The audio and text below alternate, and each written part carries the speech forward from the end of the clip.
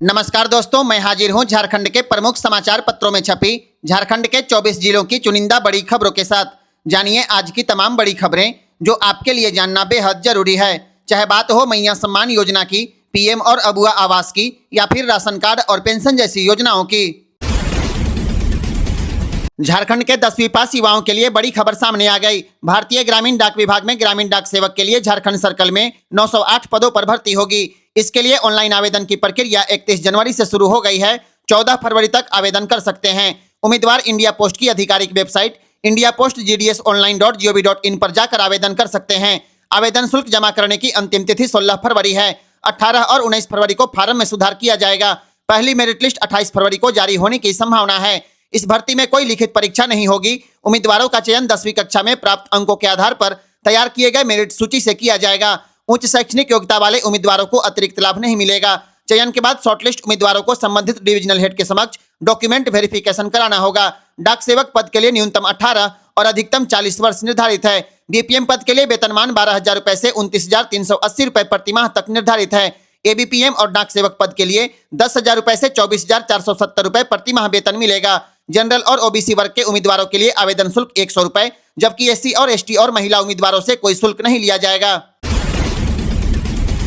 झारखंड में 0 से 5 साल के बच्चों के लिए आधार कार्ड बनवाना अब काफी आसान हो जाएगा। राज्य के सभी सरकारी मेडिकल कॉलेज, जिला अस्पताल, अनुमंडलीय अस्पताल, सीएचसी और पीएचसी में आधार पंजीकरण केंद्र खोले जाएंगे। स्वास्थ्य विभाग के प्रस्ताव को राज्य योजना प्राधिकृत समिति ने मंजूरी दे दी है। विभाग अब इसे लागू करने की प्रक्रिया शुरू कर रहा है। इन अस्पतालों में अलग कमरा होगा जहां सीएचसी के जरिए बच्चों का आधार कार्ड बनेगा। फिलहाल राज्य में 0 से 5 साल के 30% बच्चों का ही आधार कार्ड बन पाया है। इस वजह से लाखों बच्चे सरकारी योजनाओं के लाभ से वंचित हैं। बाल आधार के लिए बच्चे का जन्म प्रमाण पत्र और माता पिता का आधार कार्ड लिया जाएगा। इस उम्र में कोई बायोमेट्रिक नहीं लिया जाएगा और सिर्फ फोटो और जरूरी जानकारी दर्ज होगी। हर केंद्र पर सिंगल विंडो सिस्टम, प्रशिक्षित ऑपरेटर और इंटरनेट की सुविधा होगी। सरकार का कहना है कि इस व्यवस्था से बच्चों को शिक्षा, स्वास्थ्य और सरकारी योजनाओं का पूरा लाभ मिल पाएगा। झारखंड की राजनीति में एक बार फिर सोशल मीडिया पर बवाल मच गया। स्वास्थ्य मंत्री इरफान अंसारी का एक वीडियो तेजी से वायरल हो रहा है और इस वीडियो को भाजपा के पूर्व विधायक भानु प्रताप शाही ने अपने फेसबुक अकाउंट पर पोस्ट किया है। पूर्व विधायक ने वीडियो के साथ तीखा कैप्शन लिखा, स्वास्थ्य मंत्री के जोकड़ाई देखकर देश भर के हास्य कलाकार आज बेहोश हो गए। इरफान जी मंत्री हैं या जोकड़?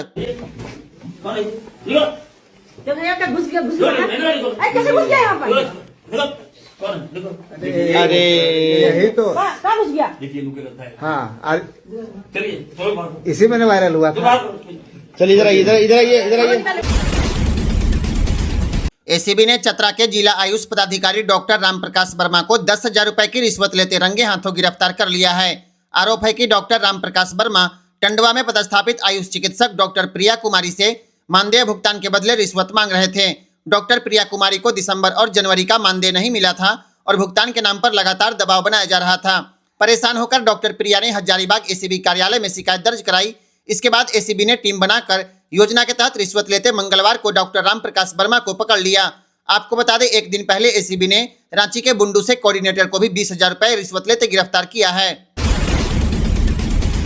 पलामू जिले के नावा जयपुर क्षेत्र से एक बेहद चौंकाने वाला मामला सामने आया है। यहां पर एक मां ने अपनी नाबालिग बेटी की जबरन शादी एक बुजुर्ग व्यक्ति से करा दी। पीड़िता ने बताया, मां ने झूठ बोलकर कहा कि उसके पिता की मृत्यु हो चुकी है और परिस्थितियां खराब है। इसके बाद डाल्टनगंज के चिया की मंदिर में उसकी शादी करा दी गई। शादी के बाद नाबालिग को घर से बाहर निकलने, किसी से बात करने और किसी से संपर्क की अनुमति नहीं थी। उसे घर में बंद करके रखा जाता था।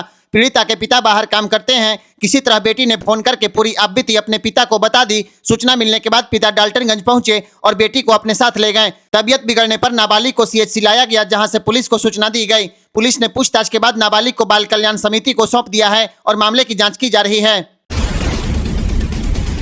झारखंड में अपराधियों का हौसला देखना हो तो गढ़वा आइए। यहां अपराधियों के हौसले इतने बुलंद हैं कि पशु तस्करी रोकने पर कुख्यात अपराधी ने ग्रामीणों पर पिस्टल तान दी।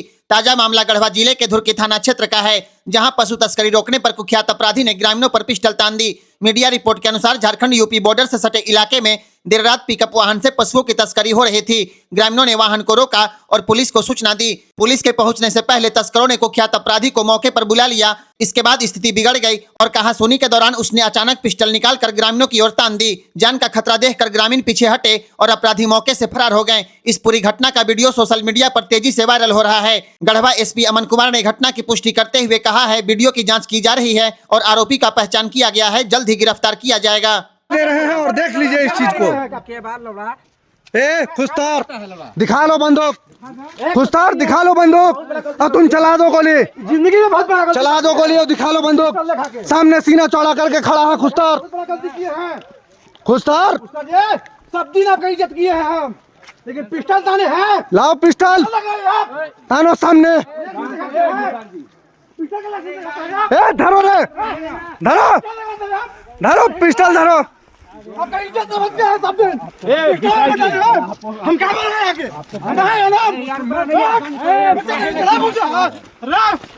फालतू सब दिन इज्जत किया। झारखंड में उत्पाद सिपाही भर्ती परीक्षा का इंतजार कर रहे अभ्यर्थियों के लिए बड़ी खबर सामने आ गई। उत्पाद सिपाही भर्ती की लिखित परीक्षा 22 मार्च को आयोजित की जाएगी। यह परीक्षा राज्य के विभिन्न केंद्रों पर एक साथ आयोजित की जाएगी। अभ्यर्थियों को काफी समय से इस परीक्षा का इंतजार था। झारखंड कर्मचारी चयन आयोग ने स्पष्ट किया है, परीक्षा से संबंधित प्रवेश पत्र मार्च के पहले सप्ताह में जारी किए जाएंगे। ध्यान देने वाली बात यह है कि प्रवेश पत्र डाक या किसी अन्य माध्यम से नहीं भेजे जाएंगे। सभी अभ्यर्थियों को प्रवेश पत्र आयोग की आधिकारिक वेबसाइट से डाउनलोड करना होगा। आयकर विभाग की रांची अनुसंधान शाखा की छापेमारी में बाबा ग्रुप से जुड़ा एक बड़ा खुलासा हुआ है। अब तक की कार्रवाई में 15 करोड़ रुपए के जेवरात और 5 करोड़ रुपए नगद जब्त किए जा चुके हैं। जांच में सामने आया है कि यह संपत्ति किसी भी आयकर रिटर्न या खाता बही में दर्ज नहीं थी। छापेमारी के दौरान करीब 50 करोड़ रुपए मूल्य का अघोषित चावल स्टॉक भी बरामद किया गया। आयकर विभाग का कहना है कि बाबा ग्रुप और चावल के आढ़त व्यापारियों ने बड़े पैमाने पर लेन देन छुपाया है। यह कार्रवाई झारखंड और बिहार के 45 ठिकानों पर लगातार चल रही है। मंगलवार को भी आयकर विभाग की टीम ने जांच को जारी रखा है। रेलवे के यात्रीगण कृपया ध्यान दें, एलएपी धनबाद एक्सप्रेस 4, 7, 9, 11 और 14 फरवरी को परिवर्तित मार्ग से चलेगी। इन तिथियों में यह ट्रेन पोडानूर और इरुगुर रूट से संचालित होगी। इस दौरान कोयम्बटूर स्टेशन पर ठहराव नहीं होगा। हालांकि यात्रियों की सुविधा के लिए पोडानूर स्टेशन पर अतिरिक्त ठहराव दिया गया है। दक्षिण रेलवे के सेलम मंडल में फिक्स्ड टाइम कॉरिडोर ब्लॉक के कारण कुछ ट्रेनों के संचालन में अस्थायी बदलाव किया गया है। रेलवे के अपडेट के लिए जीपीएल न्यूज को फॉलो जरूर करें। झारखंड सरकार के स्वास्थ्य मंत्री इरफान अंसारी ने उत्तराखंड के दीपक को 2 लाख रुपए इनाम देने की घोषणा की है। दरअसल उत्तराखंड के कोटद्वार से एक वीडियो ने पूरे देश का ध्यान खींचा है। यहां पर एक मुस्लिम बुजुर्ग को दुकान के नाम से बाबा शब्द हटाने के लिए धमकाया जा रहा था। इसी दौरान दीपक कुमार बुजुर्ग के बचाव में डटकर खड़े हो गए। जब भीड़ ने दीपक से पूछा तो उन्होंने कहा, मेरा नाम मोहम्मद दीपक है, बताओ अब क्या करोगे। इस साहस और इंसानियत की देश भर में तारीफ हो रही है। स्वास्थ्य मंत्री ने दीपक को मोहब्बत और एकता की मिसाल बताते हुए 2 लाख रुपए इनाम देने की घोषणा की है। मंत्री ने सोशल मीडिया पर एआई जनरेटेड तस्वीर साझा करके दीपक को सच्चा हिंदुस्तानी बताया और 2 लाख रुपए इनाम देने की घोषणा कर दी। मुख्यमंत्री जी देख लीजिए, झारखंड में बेरोजगारी की हकीकत एक बार फिर सामने आ गई। रोजी रोटी की तलाश में घर परिवार छोड़कर दुबई गए झारखंड के 14 प्रवासी मजदूर आज वहां फंस गए। इन मजदूरों को पिछले 3 महीनों से वेतन नहीं मिला है। हालात इतने खराब हैं कि खाने पीने तक के पैसे खत्म हो गए और भूखे सोने की नौबत आ गई। बेबस मजदूरों ने वीडियो जारी करके केंद्र और राज्य सरकार से सुरक्षित वतन वापसी की गुहार लगाई है। इन मजदूरों में हजारीबाग के विष्णुगढ़ प्रखंड के 8, गिरिडीह के 4 और बोकारो के 2 मजदूर शामिल हैं। इधर झारखंड में उनके परिजनों का रो रो कर बुरा हाल है। घर में चूल्हा जलाना मुश्किल है और परिवार सरकार से मदद की उम्मीद लगाए बैठा है। अगर झारखंड में नियमित रोजगार की व्यवस्था होती तो शायद यह मजदूर दुबई काम करने नहीं जाते। अब चल गए हैं और फंस गए हैं तो इन्हें वापस लाने की व्यवस्था की जाए। झारखंड में ग्रामीण सड़कों से जुड़े ठेकेदारों के लिए एक बड़ी राहत की खबर है। राज्य में ग्रामीण सड़कों की चल रही योजनाओं के लिए 300 करोड़ रुपए का आवंटन जल्द किया जाएगा। यह राशि अनुपूरक बजट से ग्रामीण कार्य विभाग को मिली है, जिसे पुरानी और चल रही योजनाओं पर खर्च किया जाएगा। बताया जा रहा है कि कई प्रमंडलों में पैसों की कमी के कारण सड़क निर्माण का काम रुक गया था।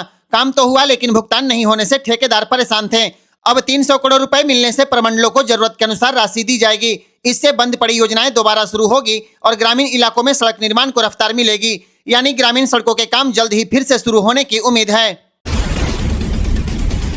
रेल बजट 2026-27 में झारखंड को अमृत भारत ट्रेन और रांची रेलवे स्टेशन का मेगा अपग्रेड की सौगात मिली है। रेल मंत्री ने बताया है कि झारखंड में 2 नई अमृत भारत ट्रेन शुरू होगी।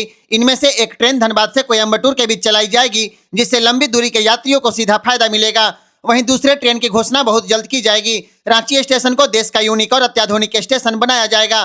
स्टेशन पर 1000 कार पार्किंग की सुविधा, चौड़ा कॉन्कोर्स, नॉर्थ और साउथ गेट को जोड़ने वाली एयरपोर्ट जैसी व्यवस्था तैयार की जा रही है। यात्री एक गेट से एंट्री करेंगे और दूसरे गेट से बाहर निकलेंगे। केंद्र सरकार ने राज्य के लिए रेल बजट में 7,536 करोड़ रुपए का प्रावधान किया है, जो 2009 से 2014 के मुकाबले 16 गुना ज्यादा है। कुल मिलाकर रेल बजट से झारखंड की रफ्तार तेज होने वाली है। भारत और अमेरिका के बीच पिछले 10 महीनों से चल रहा टैरिफ वार अब निर्णायक मोड़ पर पहुंच गया है। अमेरिकी राष्ट्रपति डोनाल्ड ट्रंप और प्रधानमंत्री नरेंद्र मोदी के बीच फोन पर बातचीत के बाद अमेरिका ने भारतीय उत्पादों पर जवाबी शुल्क घटाकर 18% कर दिया है। पहले यह टैक्स 25 से 50% तक था। पीएम मोदी ने खुद सोशल मीडिया पर इस फैसले की पुष्टि करते हुए इसे भारतीय निर्यातकों के लिए बड़ी जीत बताया। इस फैसले के बाद भारत के टेक्सटाइल, हीरा जवाहरात, चमड़ा और आईटी सेक्टर को अमेरिकी बाजार में सीधा फायदा मिलेगा। रेखा देवी। इस वार्ड से आपने 4 नंबर। किस पद के लिए आपने? मतलब वार्ड परिषद से। वार्ड पार्षद से आपने नाम। क्या प्राथमिकताएं रहेंगी आपकी? मतलब सेवा करेंगे, मतलब वार्ड का 4 नंबर से सेवा करेंगे। रोड जैसे हुआ और सड़क जैसे शिक्षा सबको देखेंगे। क्या जनता से अपील करेंगे आप वार्ड नंबर 4 की जनता से?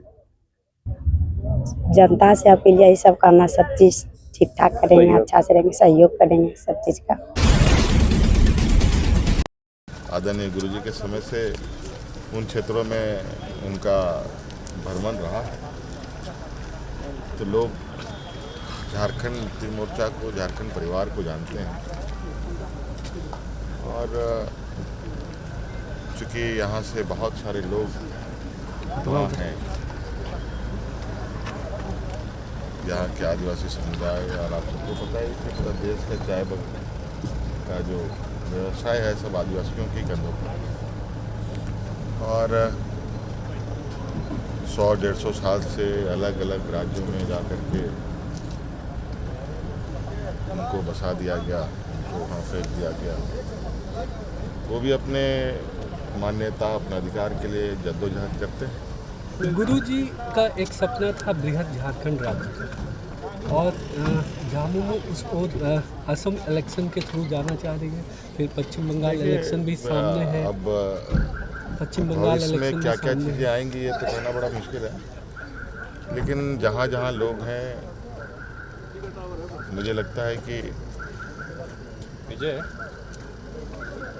उन्हें उम्मीद है, उन्हें विश्वास है। और अगर हम लोग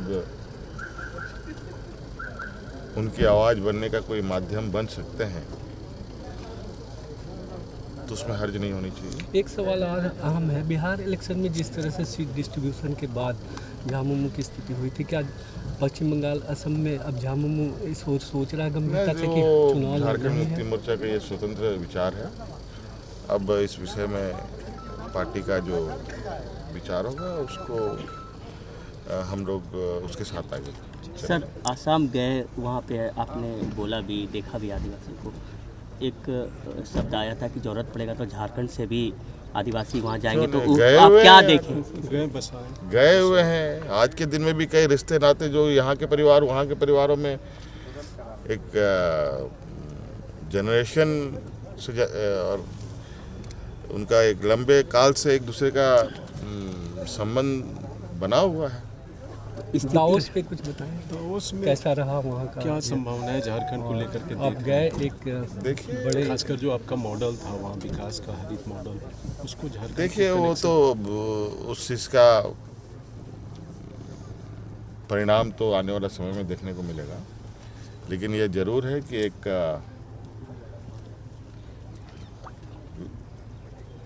दुनिया का बड़ा वैश्विक मंच जो था, कहीं ना कहीं झारखंड के संदर्भ में अगर बहुत पहले से वहाँ बातों को पहुँचाया होता तो आज परिदृश्य झारखंड में कुछ और होता। खैर, बीते बातों को खरीदने से तो बहुत अच्छी चीज़ें अनुभव नहीं मिलती हैं। आगे बेहतर हो, राज्य अपने संसाधनों के साथ आगे कैसे बढ़े, अपने पैरों पर कैसे खड़ा हो, ये एक रास्ता निकालने का प्रयास हो।